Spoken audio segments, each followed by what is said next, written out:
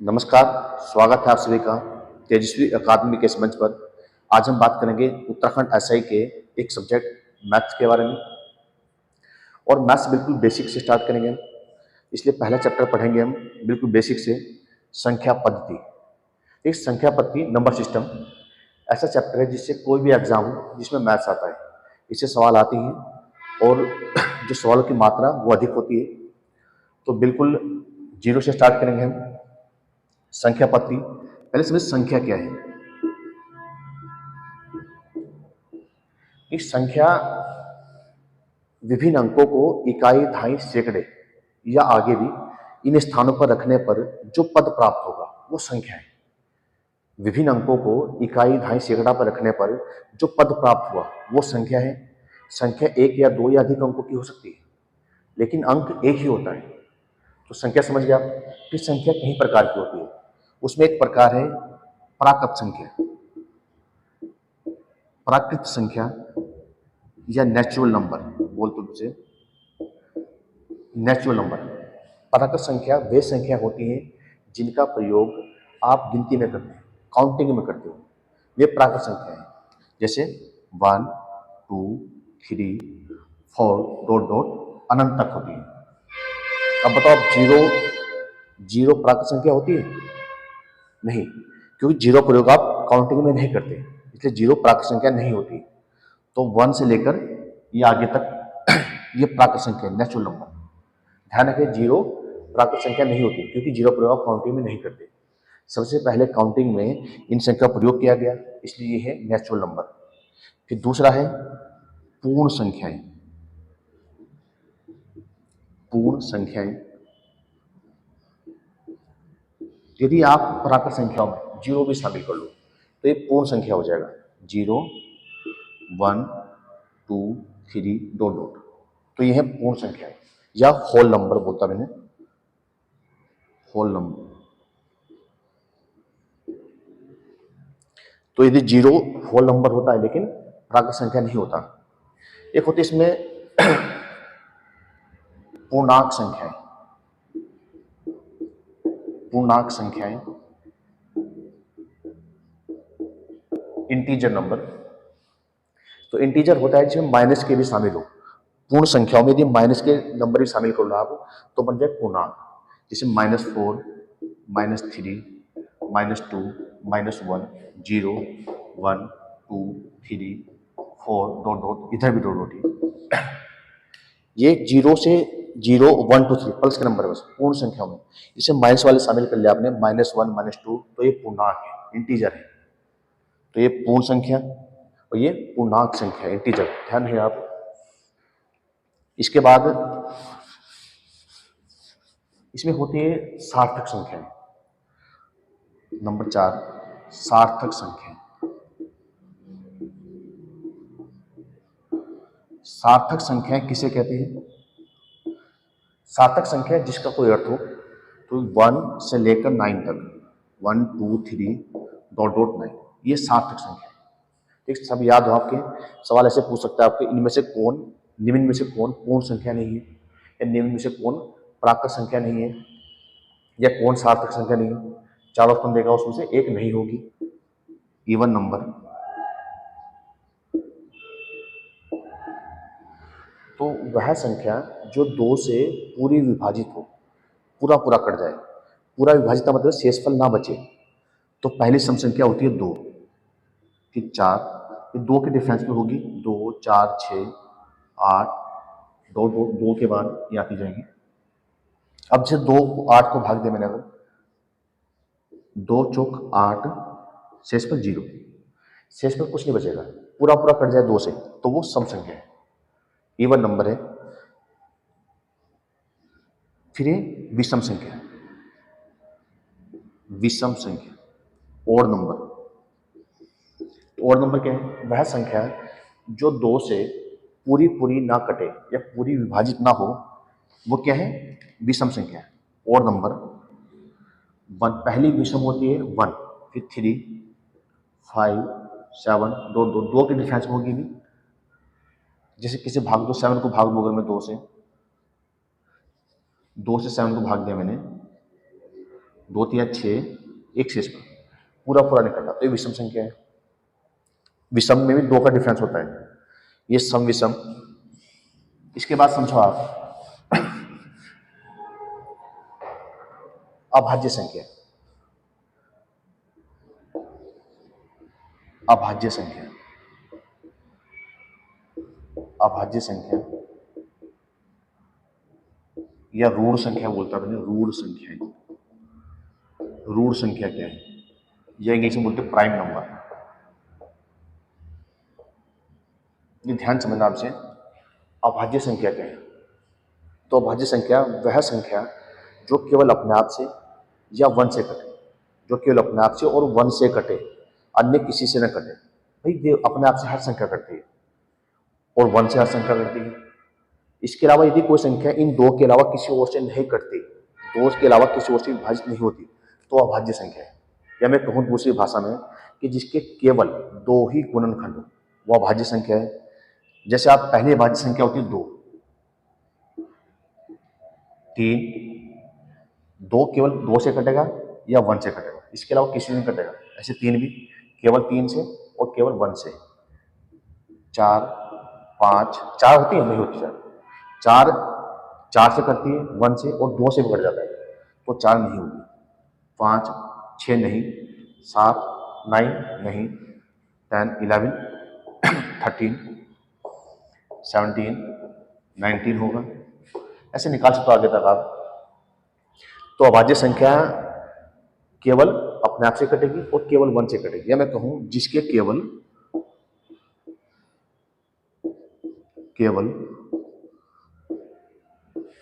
2 गुणनखंड हो, ये फैक्टर गुणनखंड केवल 2 ही। जैसे 2 के देखो आप 2 ही गुणनखंड है, एक तो 2 है और एक 1 है। 3 के 3 है, 1 है। यदि मैं 4 लूँ तो 4 का एक तो 4 तो ही है, 1 है, एक 2 भी है, तो 4 नहीं होगा। अब सवाल ये होता है कि 1 अभाज्य संख्या क्यों नहीं है। 1 तो होनी चाहिए, ये 1 से करता है केवल या अपने आप से करता है। मैंने बताया अभाज्य संख्या के केवल 2 ही गुणनखंड हो, वो 2 गुणनखंड हो गए अभाज्य संख्या के।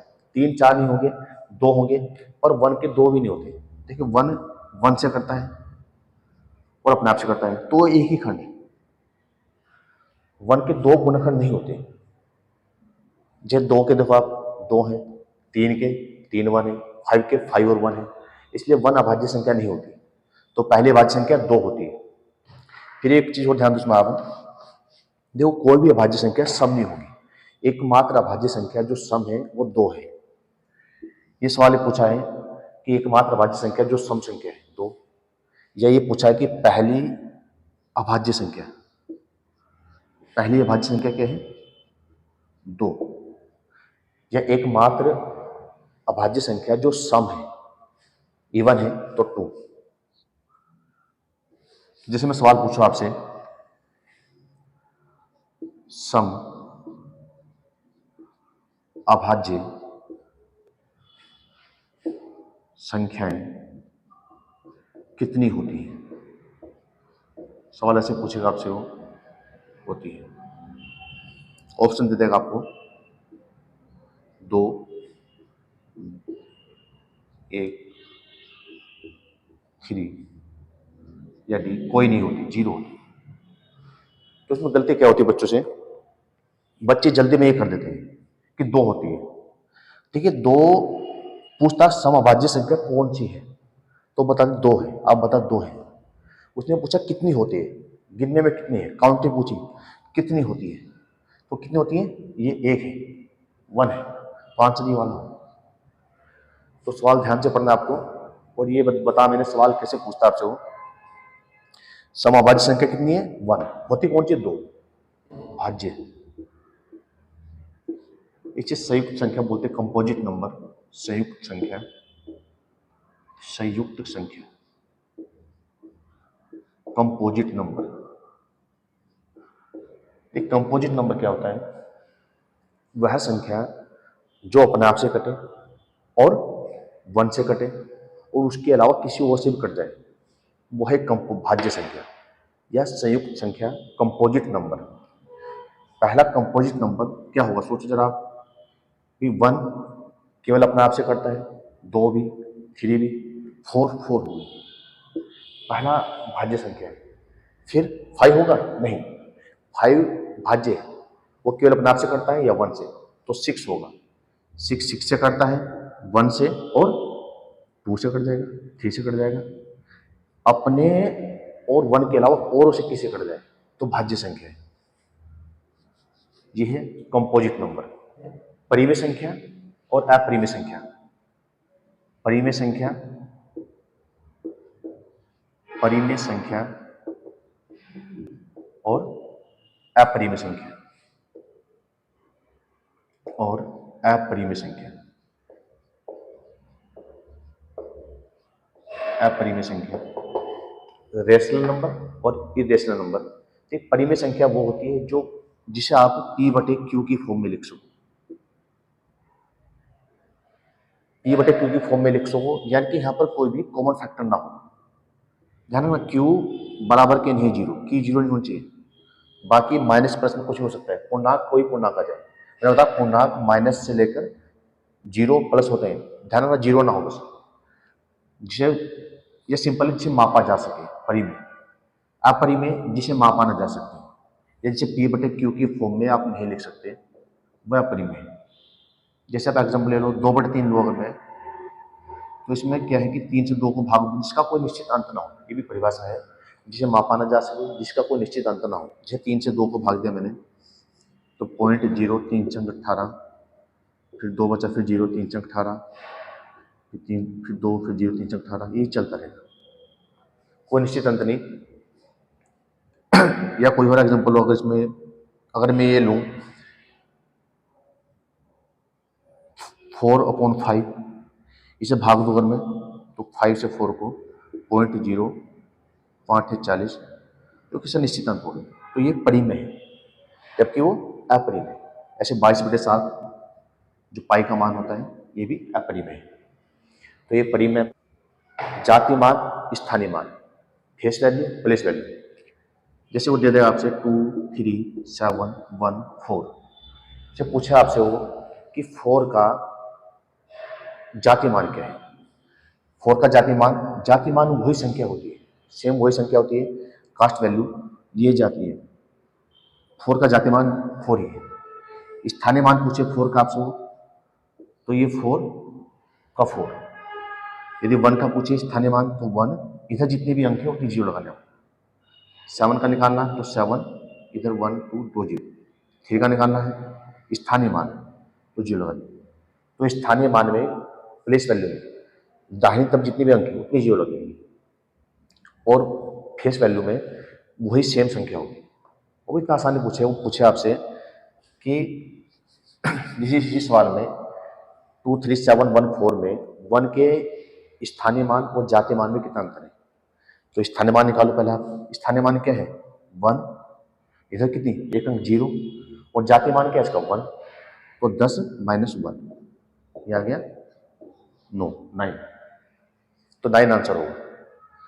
फिर पूछ सकता है आपसे कि ऐसी संख्या कौन सी है जिसका स्थानीय मान और जातीय मान हमेशा एक ही होता है, चाहे वो कहीं भी हो। सोचो जरा आप, स्थानीय मान जातीय मान एक ही होता है। देखो अगर कोई संख्या यहाँ पर है, इकाई अंक है, स्थानीय मान जातीय मान से एक ही होता है। 4 है, स्थानीय मान भी 4, जातीय मान भी 4, लेकिन हमेशा कहीं भी हो तो ऐसी संख्या होती है 0। 0 कहीं भी आ जाए, जैसे लिखा 2, 0, 3, 4, 8, 7। स्थानीय मान क्या है इसका 0, इधर 0 लगाओ, 0, 0, 0, तो 0 ही रहेगा, और जातीय मान 0 है। तो 0 इस सवाल पूछा था, ऐसी संख्या जिसका हमेशा स्थानीय मान जातीय मान एक ही हो, तो 0 है। 1 से 100 तक संख्याओं में आपको पता हो 0 कितनी बार आता है। कई बार सीधा सवाल पूछता हो कि 1 से 100 तक में 0 कितनी बार आता है, तो गिन सकते हो आप 10, 20, 30, 40, 50, और फिर लास्ट में 100 में 2 आती है, तो याद रखना 0 11 बार आता है। अभी याद हो, आप गिनने में टाइम लगा आपको, या फिर मैं गिनो बैठ के। फिर 1 कितनी बार आता है आपसे पूछे हुए, तो 1 आता है 21 बार, ध्यान है आपके। बाकी सभी अंक 20-20 बार आते हैं। बाकी अन्य अन्य सभी अंक 20 बार आते हैं। जैसे 2, 3, 4, 5, 7, 8, 9 ये सब कहाँ हैं? जितने भी अंक इनके अलावा वो सब 20-20 बार आते हैं, 100 तक की। 0 11 बार, 1 21 बार, और ये जैसे पूछे 5 कितनी बार आता है, 6 कितनी बार आता है, तो कितनी भाई 20 बार आते हैं, 100 तक की संख्या में। ये याद रहे आपके। इसमें एक सवाल पूछता हो कि 1 से 100 तक की संख्याओं में 1 से 100 तक की संख्याओं को आपस में गुणा करने पर, 1 से 100 तक की संख्याओं को आपस में मल्टीप्लाई करने पर कितनी जीरो आएंगी, कितनी शून्य आएंगे? तो इसका तरीका एक तो 1 से 100 तक गुणा कर दो सबको आप, गुना 100, और तब बताओ कि कितनी शून्य आएंगी। तो ये तो लंबा हो जाएगा। देखो इसमें तरीका है इसका शॉर्टकट। देखो गुना जो शून्य लाता है वो लाता है 5 का अंक। 5 के अंक की गुना जब सम संख्या से होगी, सम कोई भी आएगी तो एक जीरो आएगी। जब 2 से हुई 10, 4 से हुई 20, जीरो, एक जीरो आएगी। 5 से जब सम संख्या गुना होगी जीरो आएगी। तो इसमें क्या करते हैं हम, इसका शॉर्ट ऐसे 5 गिनते हैं तो उसमें फिर दोबारा जोड़ते हैं। इसमें क्या करना सीखा आपको, 1 से 100 तक कहा है, जहाँ तक गए हो उसे 5 से भाग देना है आपको। 100 इसे भाग दिया मैंने, 20 पंजे 100, फिर 20 को फिर भाग देना है आपको, 5 चौक 20। अब जब तक ये अंक इससे छोटा ना जाए तब तक देते रहना। अब ये हो गया छोटा से, तो 20 और 4 ये जोड़ दो आप, 24। तो 24 संख्या है, 24 जीरो आएंगे। 1 से 100 तक की संख्या को मल्टीप्लाई करने पर 24 शून्य आएंगे। और कोई एग्जाम्पल ले उसमें आप, आपसे पूछो 1 से 1000 तक की संख्या को मल्टीप्लाई करने पर कितनी शून्य आएंगी, या 200 तक पूछे, कोई भी ले लो एग्जाम्पल आप, 1 से 200 तक ले लो,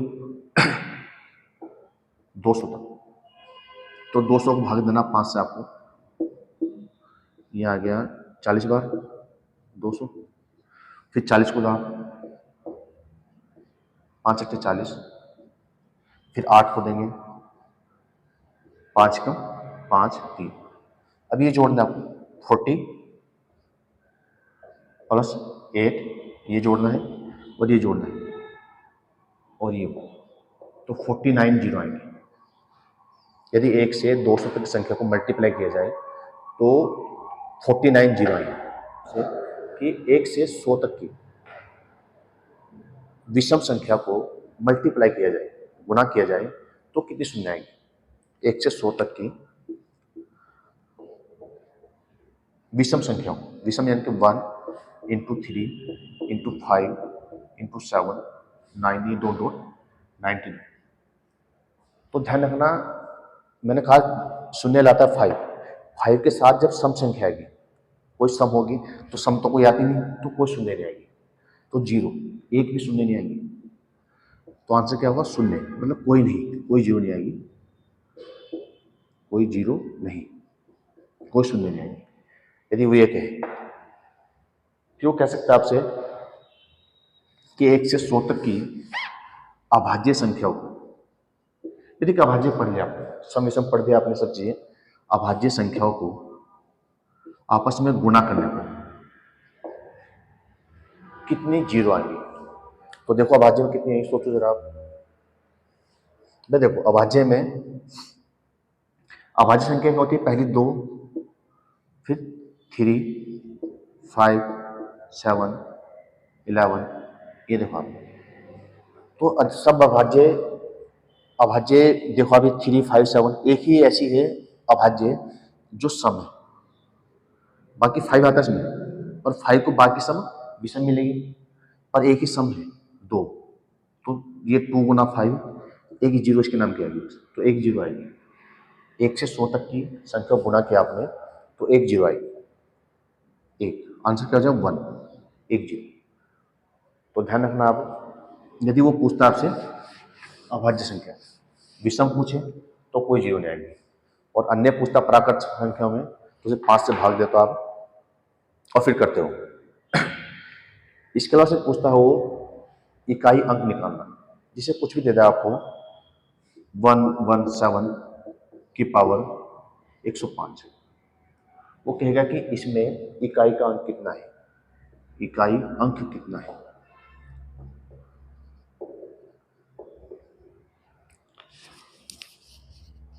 ये सवाल समझ गए ना भाई, सवाल समझना जरूरी पहले आपको। उसका कहना मतलब कि भाई इसकी 100 जो लिखा हुआ है 1117, इसकी 105 बार गुना करो, और जो लास्ट में आता है इकाई अंक शुरू में 3, 1, 2, 4 जैसे कुछ आ ये वाला, तो देखो इतनी बड़ी गुना संभव नहीं। तो उसमें क्या करना है आपको आपको इस बाकी से मतलब नहीं, इससे मतलब है इकाई अंक से। तो 7 की पावर ये देखो बस आप 105। अब इसकी भी 7 कितनी बार गुना करना, ये भी असंभव है। फिर आपको क्या करना है, 7 की यूनिट से इस पावर को भाग देना है, फिर जो शेषफल आएगा वही पावर करनी है। वो शेषफल आपका 1 आएगा या 2 या 3, बस इससे बड़ा नहीं आएगा, फिर वो छोटा हो जाएगा। तो 7 की यूनिट क्या होती है, 4। एक यूनिट क्या होती है मैं बताऊंगा अभी आपको। अब 4 से मैंने भाग देते, तो 4 दूनी 8, ऐसे भाग दे लेता हूँ 105, 4 दूनी 8, 2, 5, 4 6 24, 1। तो एक ही पावर करनी है आपको, 7 की पावर 1 यानी कि 7। अब छोटा हो गया, इतनी बड़ी पावर निकल गई आपको। तो क्या करना आपको, उस नंबर की जो इकाई अंक में लिखा उसकी यूनिट से उसकी पावर को भाग देनी है, और पावर को भाग देने पर आपका 1 या 2 छोटा अंक आएगा, फिर वो करनी है, फिर वो आंसर होगा आपका। अब यूनिट क्या होती है,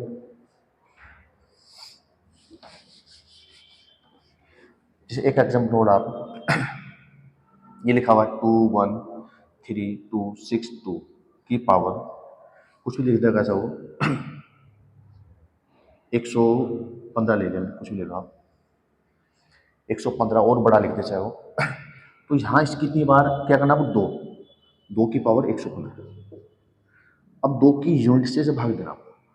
अब 2 की यूनिट कितनी होती है, 4, वो भी 4 होती है, 4 से भाग देना है। ये भाग दिया आपने 4 से 115 को, तो 4 दूनी 8, 4 दूनी 8, 3 बचे, और यहाँ 5 तारा 4 थे 32 बचे 3। तो 3 पावर करनी है आपको 2 की पावर 3 ये होती है 8, तो 8 आंसर है, क्योंकि 2 की यूनिट 4 है, 4 से भाग दिया आपने। अब समझो यूनिट क्या है, देखो 2 की पावर मैंने 1 की, तो 2 की पावर 2 4, 2 की पावर 3 8, 2 की पावर 4 16, 2 की पावर 5 32। आप एक चीज देखो, इसमें इकाई में 2 था, फिर 4, फिर 8, फिर 6, फिर 2, तो 2 फिर इकाई में रिपीट हुआ, कितने अंक बाद, 4। तो 2 की यूनिट 4 है, 4 के बाद वही अंक रिपीट होता है इकाई में। तो फिर इतना लंबा नहीं करना, 4 से भाग दे देंगे आपको, और 1 या 2 छोटा बना लेना आप। तो 2 की यूनिट 4 हो, जितने अंक बाद वही अंक सेम, वही अंक रिपीट हो जाएगा इकाई में, तो वो यूनिट है उसकी। ऐसे 7 में होता है 4 बार। तो यूनिट याद कर लेना आपको निकाल के वो, या तो तरीका हो भूल जाओ तो निकालना आना चाहिए आपको, वरना याद कर लेने आपको। जिसमें बताता हूँ आपको, इसमें एक चीज समझो आप, देखो यदि इकाई में 0 है, 1 है, 5 है या 6 है, तो कितने पावर हो इकाई में वही अंक रहेगा। कुछ ही पूछा आपसे वो लिख दे आपसे 166 3 6 4 6 की पावर 5040, ऐसा कुछ भी, इकाई में तो 6 ही आएगा, 0 1 5 6 है, तो सेम अंक रहेगा।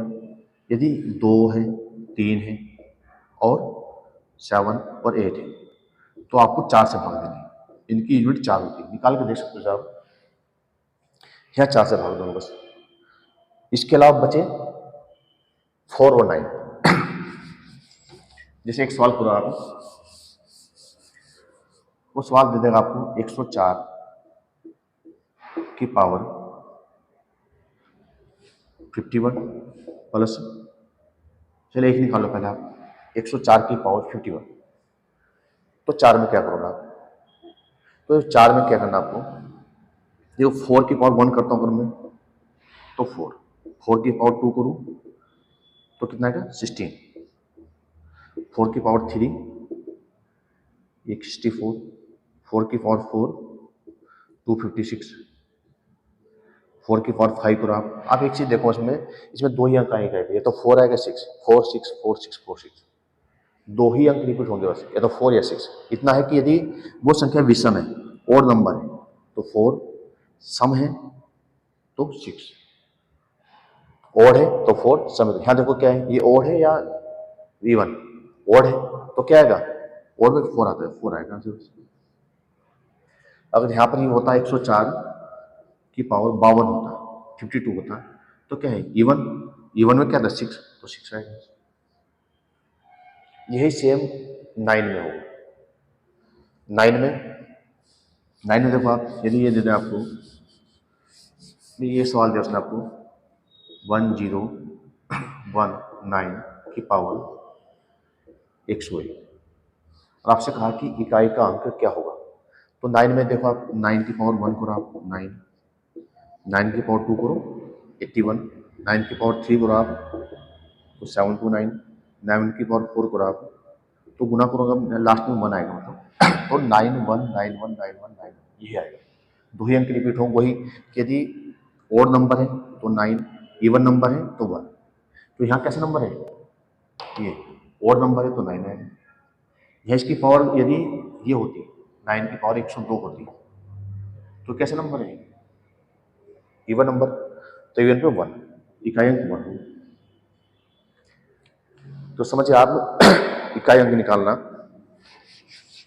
कि यदि 0 1 5 6 है तो सेम संख्या होगी, यदि 2 3 7 8 है तो 4 से भाग देना, भाग देने के बाद जो शेषफल आएगा उस शेषफल पावर करनी, वो शेषफल 1 या 2 या 3 आएगा बस। यदि 4 या 9 होता है तो आपको देखना इवन ओड वाला, ठीक है, यहाँ तक कोई डाउट। इसके अलावा एक सवाल पूछता हूँ, मैं सवाल बताता हूँ आपको, जैसे वो देगा 19 की पावर 31 को 18 से भाग देने पर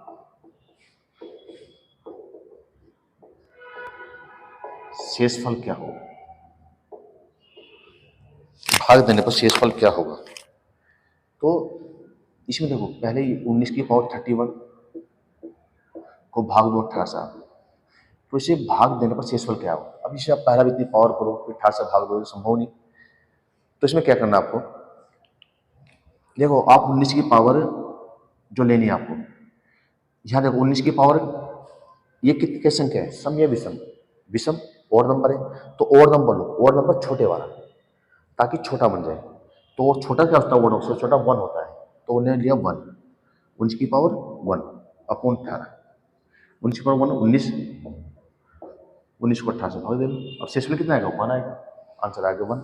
18 से भाग दे 19 को मैंने, 18 कम 18 1।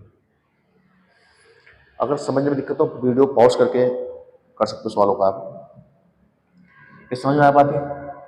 यदि शायद समझो आप यहाँ 19 की पावर 32 होती, ये सवाल मन में आ रहा हो आपके, को 18 से भाग देने का, तो बस जो भी यहाँ सम है तो सम ले लो आप, छोटे वाले सम, छोटी सम क्या होती है 2, तो 19 की पावर 2 अपॉन 18, 2 होती है 361 अपॉन 18, तो इसे भाग दो आप, शेषफल जो भी आएगा, इससे आसान पड़ेगा लंबे से। जैसे एक सवाल और करा दूं, उसने दिया आपको 7 की पावर 13 प्लस 1 को 6 से भाग देने पर शेषफल क्या होगा। 6 से भाग देने पर शेषफल क्या होगा, तो यहाँ भी वही करना आपको।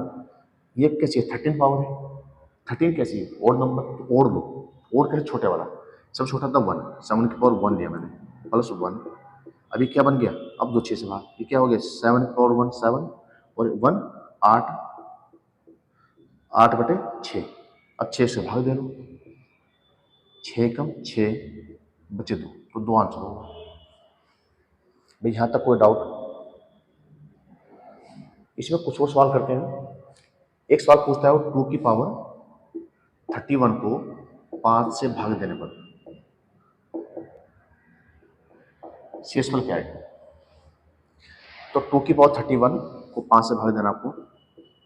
तो अब क्या करना है, ये क्या है, ओड नंबर, तो ओड नंबर लेना आपको छोटे वाला। तो 1 लो अगर मैं, तो 2 की पावर 1 2 5, इधर से कर लो, या आप जैसे भागने जा रहा हो आपको, तो 2 की पावर थोड़ी ओड नंबर बड़ा ले लो आप, 2 की पावर 3 ले लेता हूँ।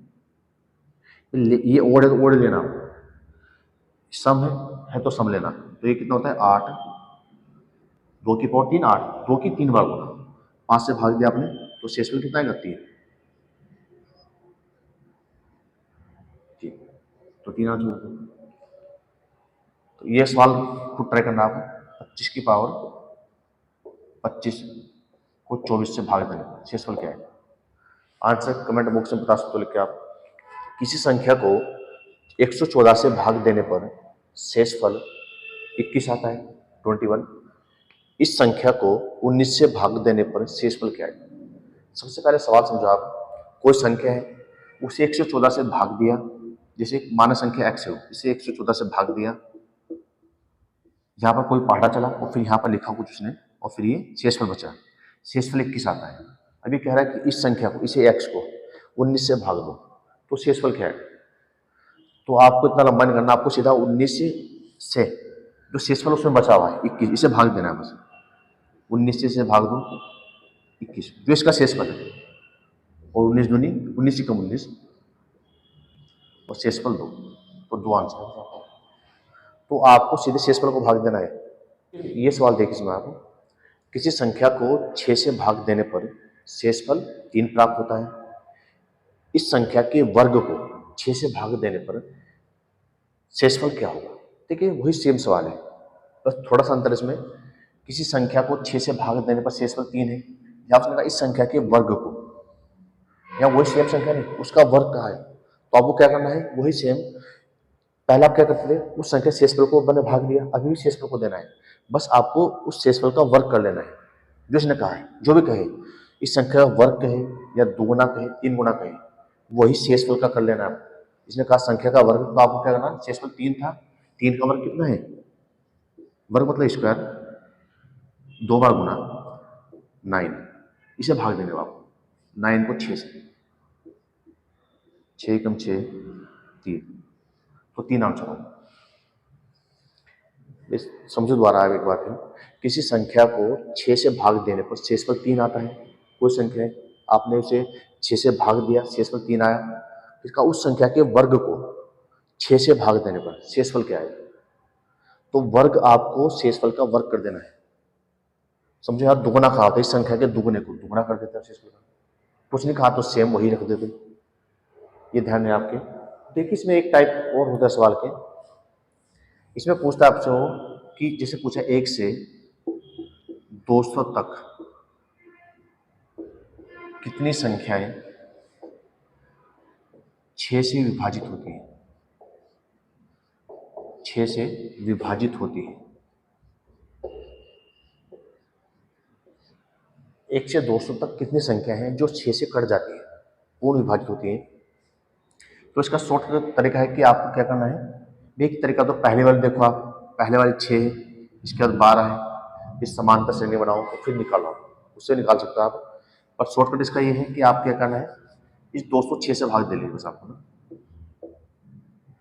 ये हो गया 6 या 18 बचे 2 0, 6 या 18 बचे 2, बस 33 बार ना। तो लमसम जो भी आ, ये 33 आंसर है। 33 संख्या है 1 से 220 जो 6 से कटती है। इसमें अगर आपसे पूछो जो भी संख्या दे, 6 से कहे 5 से उसे भाग दे लेनी। जिसमें कहे अगर आपसे वो 1 से 200 तक कितनी संख्याएं हैं जो 5 से विभाजित होती है, तो आप क्या करना, 5 से भाग देना 200, 5 चौक 20 200 पूरा। ध्यान रखना जब आपका पूरा पूरा कटे, जब शेषफल ना बचे, तो ये ध्यान देना आपको, जैसे यहाँ पर पूरा पूरा कटा है कि उसने तक कहा है या बीच कहा है। अगर तक कहा उसने 1 से 200 तक, तो 40 आंसर है। इसने यहाँ पर कहा होता है 1 से 200 के बीच, तो मतलब 200 नहीं शामिल करना, बीच वाले लेने हैं। 1 से सवाल ये होता 200 के बीच कितनी संख्या है जो 5 से पूर्णतः विभाजित होती है।